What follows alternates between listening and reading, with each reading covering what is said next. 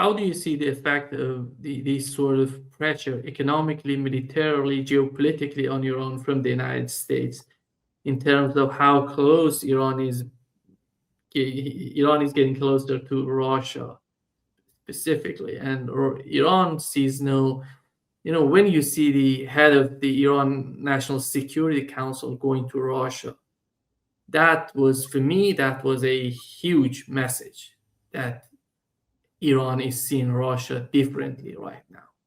And I think Putin is not so much pressed in Ukraine by Ukraine as itself, as the war of choice, if you will, as he is by the way Ukraine is tying his military down, because he knows he's got these obligations under the defense treaty that they signed to Iran, and he knows how important Iran is to Russia. People forget, look at a map, people, how close Russia and Iran are. That's a significant area for Russia. And I don't think he made that agreement with Tehran haphazardly. I think he meant to do that, seriously meant to do that. And I think he's serious about implementing his part of the agreement, whatever it might be. But he's tied down. He's tied down majorly in Ukraine. I heard this morning people talking about they're going to go ahead and march on Odessa. There's going to be a new operation as soon as the soil will support the tank treads and such. They're going to move on Odessa, and he's going to widen the war and take Odessa. Well, okay, fine. But I think he's got his eye right now on two different spots. He's got his eye on finishing this special military operation without it resulting in a wider war with NATO. And then he's got his eye on what's happening in Southwest Asia. He's got to be talking to Trump about that too, and Trump to him about it. So if Trump goes ahead and starts a war down there, look at the prospects for a wider war, even perhaps even world war, a war that drags everybody into it eventually. This is not a good proposition. So increasingly for Putin, I think it's becoming about Southwest Asia as much as the SMO, and he wants to break some of his forces free from there so he has other military options. We're threatening him in other places too. And he needs the flexibility of having that operation ended. He's not going to give up on it, I don't think, but that would explain some of the things that Anatol Lieven, for example, wrote about that Russia is willing to do in the talks. They're willing to let Ukraine have a military, and it can have a certain amount of forces. The amount I've heard is much higher than I thought Russia would accept. And he's willing to negotiate a bit over the Donbass, maybe have joint ownership over those portions that Ukraine still occupies, and then have a referendum. He's willing to entertain some security guarantees, as long as it doesn't mean NATO forces on the ground in Ukraine. I never thought he would move to these points, but he is. And I think one of the reasons is not only Ukraine, but he sees what's happening elsewhere, and he sees how tied up his military is in Ukraine. So all of these things, you would think that if someone would sit down and think about it, all of these things are impacting one another. And the last thing we need is a major war in Southwest Asia. Netanyahu says if the United States doesn't attack Iran, they're going to attack Iran unilaterally. Let's assume that, Larry. And in that case, what is the dynamic of the interactions between the two, between Israel and Iran? And maybe the United States is with all their weapons are in the Middle East. What would be the reactions between the two parties? Well, first of all, all our weapons aren't in the Middle East. Yeah. I mean, a considerable amount, but not all. And our most formidable weapons, of course, are in silos and submarines. It wouldn't surprise me that Bibi would make a threat like that, but it would surprise me greatly if he carried it out. And secondarily, it would surprise me greatly if the leadership of the IDF allowed him to carry it out, because they know they're going to be destroyed. The question becomes, does that leadership let Netanyahu go ahead and do it because he is persuasive with them to the fact that Trump will come in, that he won't let Israel go down, he will come in. And that if he doesn't, he will threaten him with a nuclear weapon, and then he will come in. And if he doesn't, then Bibi will use the nuclear weapon. Now, I don't know how the idea of leadership is disposed toward that. I've been told by competent authority that they're very much opposed to it. But I think that's the dynamics that are at play here. And Bibi's playing a very dangerous game, very dangerous game. And for that matter, so is Donald Trump. Don't know if Donald Trump knows how dangerous a game he's playing. I suspect he's getting an inkling of it because there got to be some people left in the Pentagon who will tell him the truth. I hope. Yeah. Because a continuous war, I don't see that, because Donald Trump doesn't want, Larry, looking at what Donald Trump is and what he, considering his behavior all, for more than 12 months, and even the previous administration, Trump 1.0, do you think that he's ready to sacrifice everything for in my opinion, a stupid war between the United States and Iran, which we know that no one going to be victorious after all, and it's going to be that's why all these Arab states are somehow so frightened by what's going on in the Middle East. That's why Turkey is trying to do everything. Pakistan is trying to do something. They understand the devastation that could come out of this sort of war if something happens. Yep. Quick answer to your question, simple answer to your question is no. I don't think Trump is prepared to do that. Now, how far has his dementia progressed? How far has he lost his marbles, so to speak? I don't know. But the Trump that I've seen operate up to this point, both administrations, is not going to do that. Might an accident cause him to do it? I think that's always a prospect and always a problem. But if they're talking, and if they're talking at the right levels, then even an accident like the drone or whatever should be able to be managed. Now, it'd be different if, well, I won't go there. It'd be different if the Iranians tested out a missile and hit Lincoln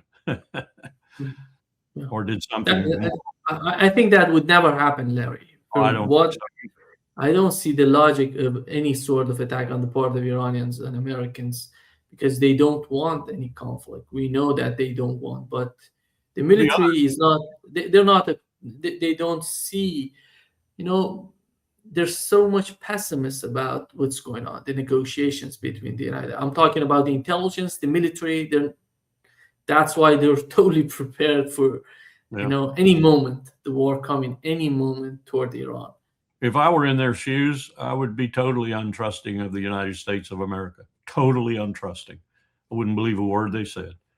So if they do effect some sort of agreement that gets the armada withdrawn and gets Trump's attention in a positive way, it'll be massively because they distrusted their distrust, which is hard to imagine them doing, given what we've done to them up to this point.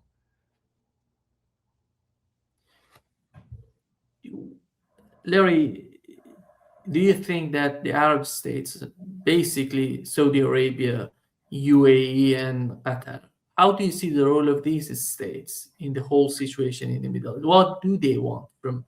Well, you've no doubt picked up the intelligence and the news even that the UAE and Saudi Arabia are involved in a war between themselves right now. So that's got to be preoccupying Riyadh as well as the other side. This is a totally different Middle East, by the way. Yes, we haven't seen this before.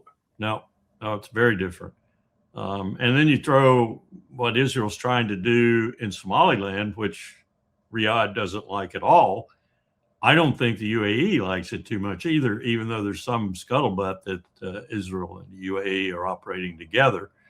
I find that to be if it is true, it's a moment of convenience that won't last long. But it is a very different Arabian Peninsula right now and East Africa because of these meddling people. Even Libya, UAE is messing around in Libya too. So there are a lot of different arrows in their quivers right now, and they're all doing different things. And I think this is mesmerizing them, though. This business of Iran and the armada that's lined up around Iran, it's mesmerizing. It's got their attention, in other words. And it's particularly got Riyadh's attention because they're contemplating what Iran might do to their ability to get oil out of the Strait of Hormuz. And they might, the last time that happened, it was pretty dramatic how high the oil prices went. I'm sure there's some people in the world, not for that particular moment, but that would welcome that. Not the least of whom would be some oil sellers in America. But that's way beyond the comprehension of those who should be orchestrating all this, the Trumps and the Mohammed bin Salmans and others in the leadership. They shouldn't be thinking in those kind of terms, I hope. They should be thinking in terms of tamping this down and getting things back to normal again, or at least quasi-normal. Once you use, there's an old saying in the military. There's a phrase that we used to use at the Naval War College. It's old phrase, goes all the way back to Julian Corbett, or maybe even further back than that. A fleet in being. They had a fleet in being, like Germany in World War I, for example. All that means is you've got a fleet that's capable of sailing and killing and slaughtering and disrupting the enemy's navy and everything else, but you're too frightened to put it to sea because of what the enemy can do to you. Well, right now we have an armada around Iran that's sort of like that situation. I hope it stays that way. It's not used, in other words, because I think we're going to find out that fleet that is in being around Iran and other accoutrements of it are going to be in deep kimchi, as we used to say in Korea, if they act. And they're going to put everyone else in the same deep kimchi. It's not going to help anyone. It's not going to help the region. It's not going to help the globe. It's not going to help world oil sales or the dependability of those sales. The one commodity in the world, I think this is pretty much a truism. The one commodity in the world that no country on the face of the earth can do without for very long is oil. And so if you want to disrupt the world in a significant way, almost instantaneously, play with that commodity.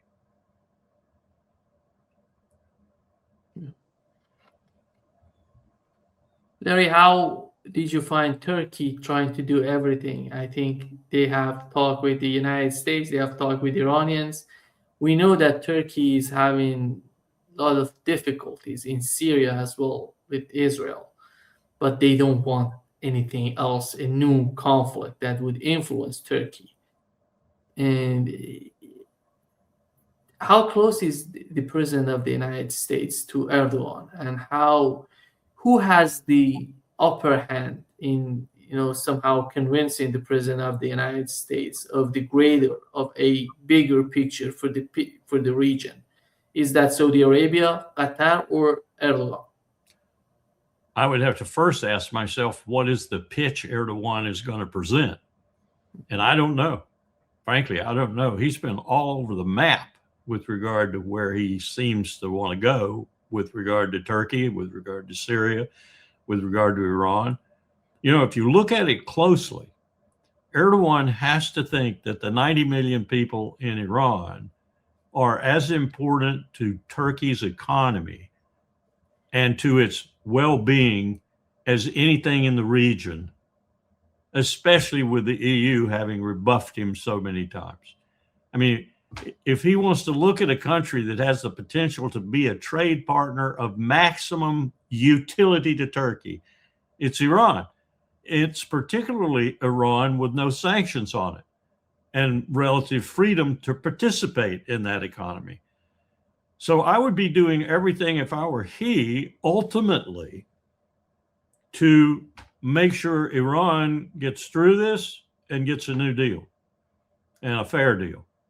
And I would be trying my best to convince the American president of that.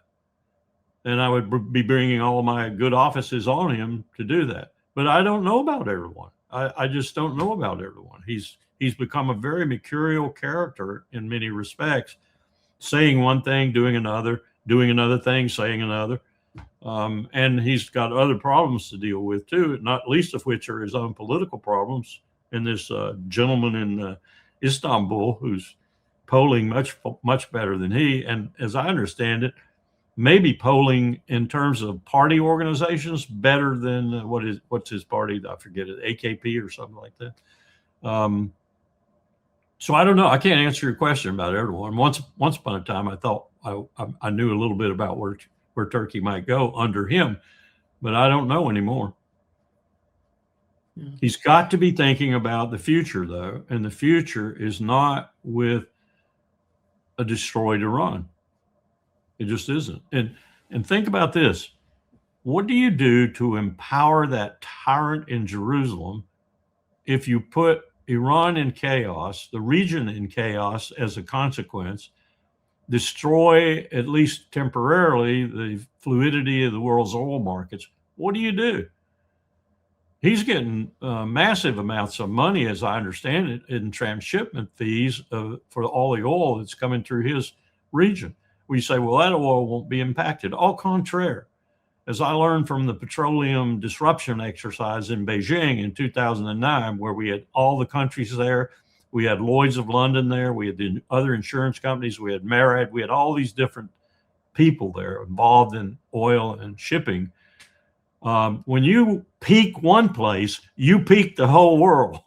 When you do something at Ras Tanura, or you do something in the Strait of Malacca, the whole world shivers. And you better be very sure about what you're doing, because when you disrupt that oil market, we were looking at $300 a barrel. And all we did was a terrorist attack on Ras Tanura, which at that time was about 6 million barrel per day productive capacity, as I recall. We stopped it. And oil went to $300 a barrel, and shippers wouldn't ship and insurers wouldn't insure. That's the kind of damage you do. And remember what I said, everybody in the world needs oil.